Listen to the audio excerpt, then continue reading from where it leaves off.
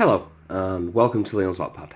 I'm going to do a little tutorial today. A very good friend of mine, Adam, is just ordered himself his very first set of picks, and it comes with the two locks with it, which is a brass one and a clear one, an acrylic one.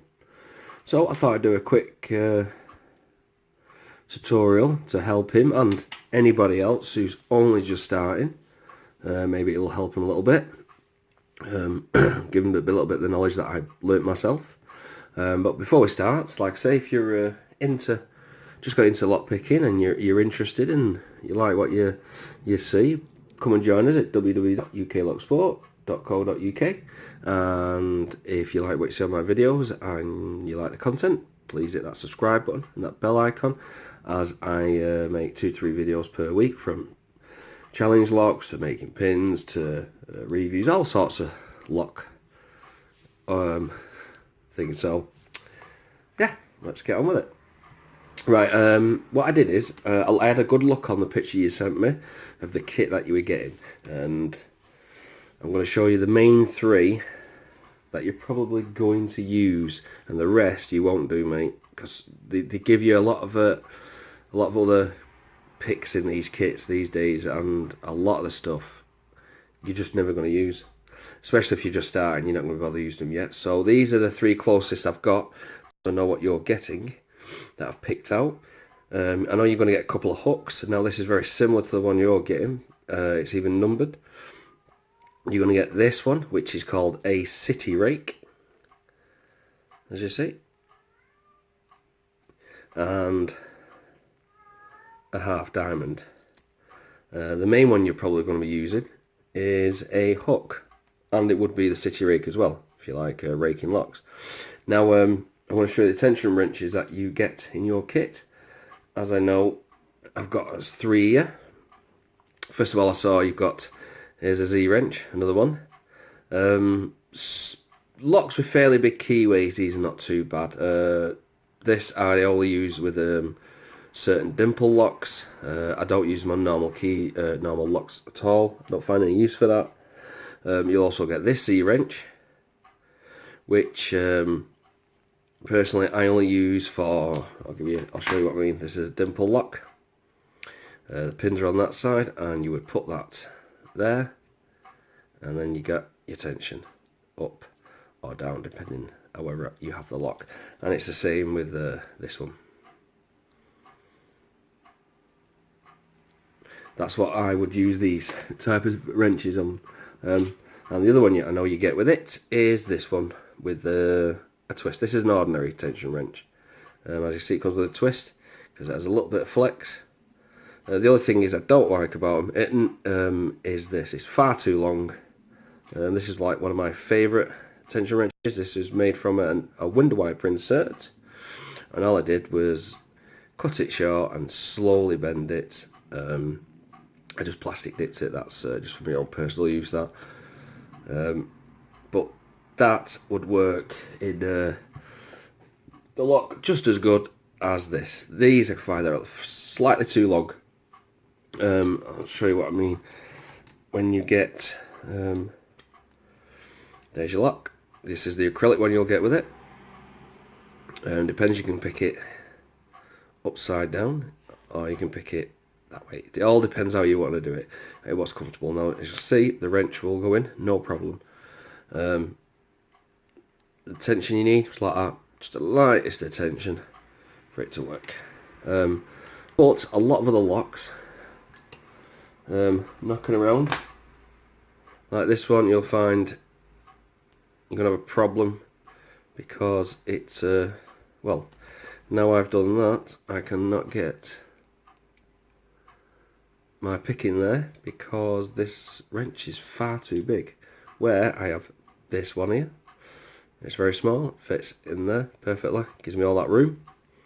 And let's look at this. This should work in there. It does, it fits in there, no problem. It also fits in the top of the keyway, no problem. Good little wrench. So yeah, when you start using this one on here will work perfectly fine when you're first just starting up. But if you start interested in other locks, this will be that one would be slightly useless for that after that. Right, well, let me show you first the raking of a lock. This is a city rake. Show you, there you go. Now a city rake, all you do is you get your tension wrench, put it in and give it a little bit of tension, not too much. If you see when I run this through, in a second I'll try and do it like this. You see, when I push this through, the pins are all moving up and down. Get a bit closer for that. See, they're running up and down. What I'll do is I'll put this in a vise and do that because it'll make it a lot easier for holding it.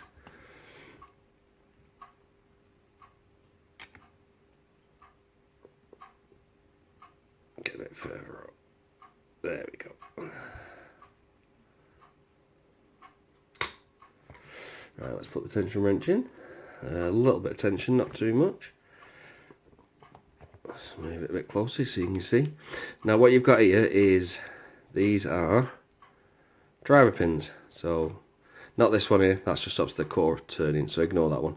This is what you want to be concentrating on.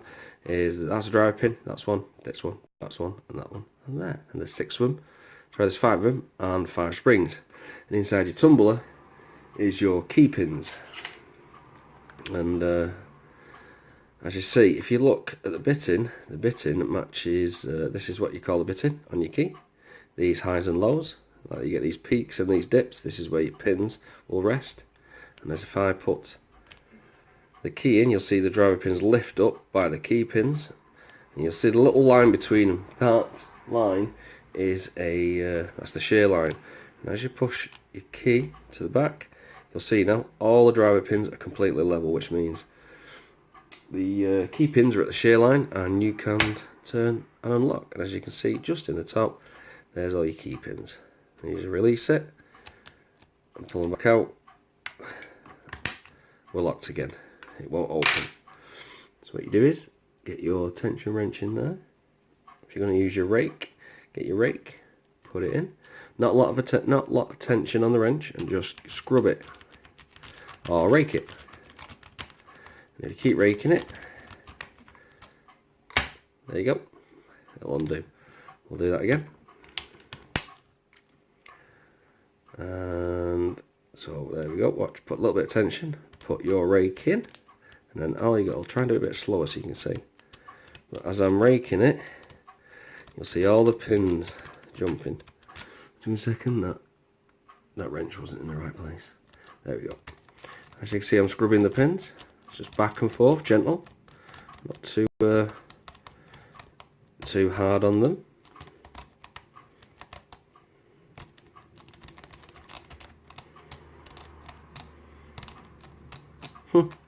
There we go. You know, it's really difficult because of this camera, where it is.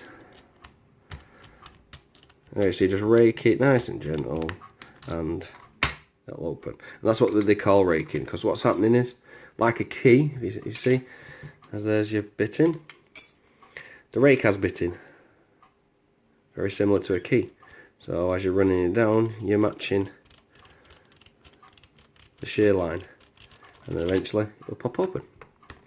And what we'll do now is we'll get onto the single pin picking part. Now, a single pin picking, when you put your wrench in, just nice and gentle, not too much pressure. Put your pick to the back.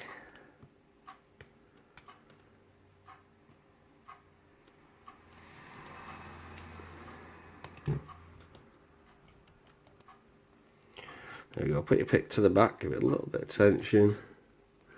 Actually, let me fit in there. There we go.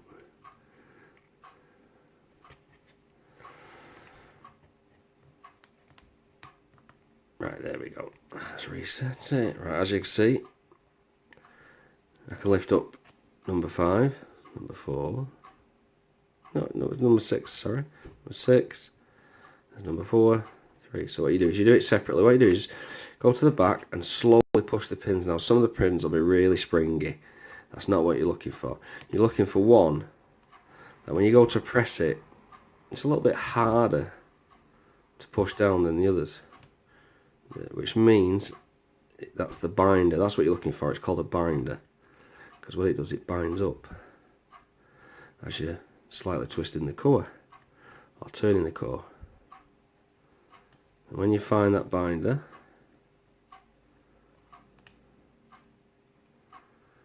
you'll get a tiny little click, and the core, which is this in the middle, will, well, let's push that back in there. Yeah, the core, you'll get a tiny little twist out of the core. So when we go in with this lock, I don't want to have a look now. I think number 4 is your binder. No. Oh, number 3 is. And it's these pins now there at the shear line. So if we get to number 4, there we go, and then we keep going till we get to number 6. And as I lift it, press it slowly. Do you feel it? That one, that last one, also binding, and click. You let that click, and it'll undo. What I'll do is I'll try it one more time. I'll do one more time. So, like I say, there you go. All the pins have changed. I've reset, and a reset is when you just let the tension off and all the pins drop back to where they naturally would go.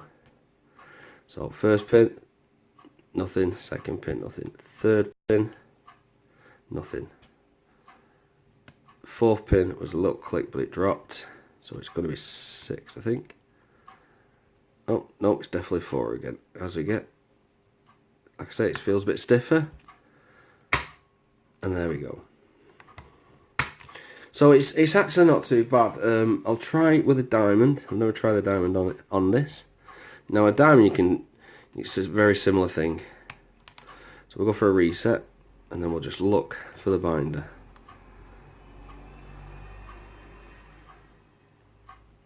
A little bit of tension, not too hard. We've got a binder then.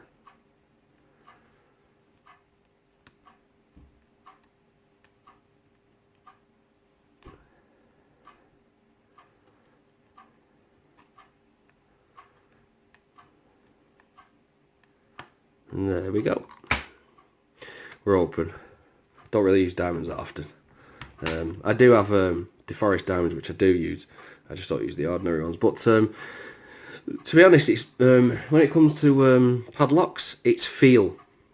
It's not visual. These are good for a visual reference of how a lock works inside, and what the key's doing and what the pins are doing. But once you've got an idea of what they're doing and what you're feeling for, when you come to picking any other locks, as you know, they're solid objects, so you can't see inside them. So it's all about feel. You know, in your head, you know, you can see like imaginary pins in your head, and you know, basically you get that feel. So I mean, so if this lock was what I'll do is if I put this lock to the very bottom, I can't really see the pins now. So that's no good there. I'll put it there, we go, so I can get the tension wrenching. Yeah, as you can see, I can't really see the pins. So then it's all about the feel. So you put your tension wrench on, and what I'll do is I'll start at number 1. So I'll go for a click. I got a click off 3.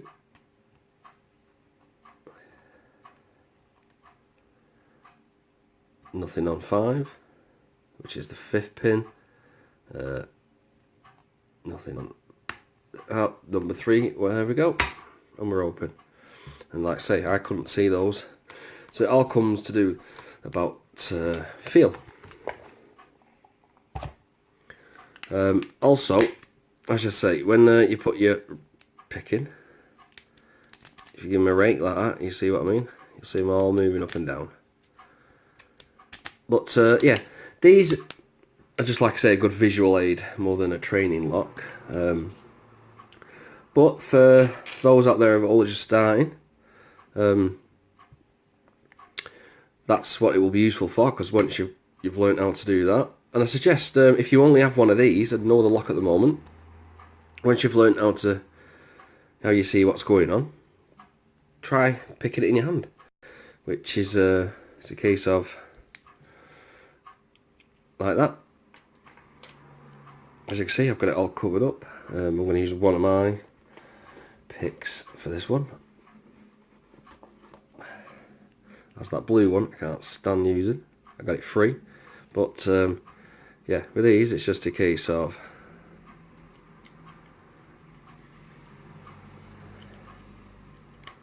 and there we go, open. Yeah, just start covering it and start learning to pick it through feel, and then get yourself some more locks. What I will say is, don't get cheap Chinese locks, because the tolerances are that bad. They actually can be quite hard to pick, and they give you no feedback whatsoever. I suggest standard Yale latches or standard Yale Euro cylinders. The really cheap versions of the Yale ones comes with no security pins in them whatsoever. You'll get spools in them, and I can explain that at another point.